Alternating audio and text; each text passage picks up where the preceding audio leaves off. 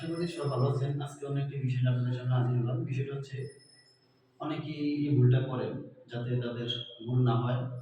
কম বেশি সবাই লিফট যেহেতু ব্যবহার করেন, নিয়মটা জানা দরকার। তো সেক্ষেত্রে আপনারা অনেকেই জানেন না এখানে ২ টা বাটন কেন দেওয়া হয়েছে। নিচে একটা বাটন, উপরে একটা বাটন।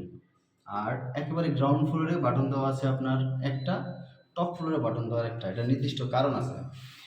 কারণ হচ্ছে আপনি যদি এই ফ্লোর থেকে নিচে যান সেক্ষেত্রে আপনাকে নিচের বাটনটাই পুশ করতে হবে। আর যদি আপনি উপরে যান সেক্ষেত্রে আপনাকে উপরের বাটনটা পুশ করতে হবে। এখন অনেকে ভুল করে কি করে দোনোটা বাটনই প্রেস করে রাখে। আর আপনি তো যাবেন নিচে, তাহলে কেন ২টা বাটন প্রেস করলেন? এর কাজ হচ্ছে যদি আপনি নিচে যান, লিফট যদি উপরে থাকে যাওয়ার সময় আপনাকে এখান থেকে নিয়ে যাবে। যদি আপনি লিফট নিচে থাকে তাহলে সে নিচের বাটনটা পুশ করলে আর এখানে দাঁড়াবে না, সে সরাসরি উপরে যদি কোনো কল থাকে ওই কলটা রিসিভ করে আপনাকে নিয়ে যাবে। এখন আপনাদের কাজ হচ্ছে যদি আপনি নিচে যান নিচের বাটনটা পুশ করবেন, উপরে গেলে উপরে বাটনটা পুশ করবেন, অযথা ২টা বাটন পুশ করে রাখবেন না। কারণ দেখা গেছে অনেক সময় ২টা বাটন পুশ করে রাখলে দুজনেরই সময়ের নষ্ট হয়। একটা হচ্ছে যে ভিতরে যে আর্মি থাকে তার, এবং আপনি যে বাইরে দাঁড়ানো আছেন আপনারও। আর একটা বিষয় হচ্ছে যদি দেখা গেছে ২ বাটন পুশ করার পরে অনেক সময় দরজা একবার খুলে উপরে যায়, আবার যাওয়ার সময় আপনাকে নিয়ে যায়। তা না হলে আরেকবার করে কি দরজা একবার খুলে আবার আটকানোর পরে আবার খুলে আবার আটকায়। এখানে আপনার সময় নষ্ট হয়। এই সময়টা যাতে নষ্ট না হয় এবং অন্যের যাতে ক্ষতি না হয় সেই দিকে লক্ষ্য রেখে আপনার মনে রাখতে হবে আমি যদি নিচে যাই নিচের বাটন পুশ করব, উপরে গেলে উপরে বাটনটা পুশ করব।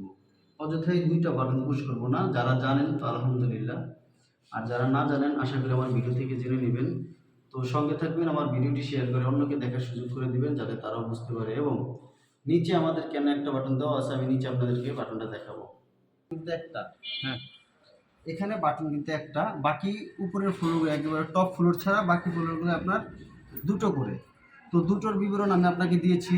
এবার আপনি একটা হচ্ছে শুধু এখানে একটা বাটন থাকার কারণ হচ্ছে আপনি যাবেন উপরের দিকে, এখানে তীর চিহ্নটা উল্টো, এই তীর চিহ্নটা ভুলবশত উল্টো। এই তীর চিহ্নটা থাকবে মূলত উপরের দিকে, কারণ আপনি নিচ থেকে উপরের দিকে যাচ্ছেন। অতএব এখান থেকে দেখাচ্ছে উপরের দিকে, আর একেবারে টপ ফ্লোর থেকে দেখাবে আপনাকে নিচের দিকে।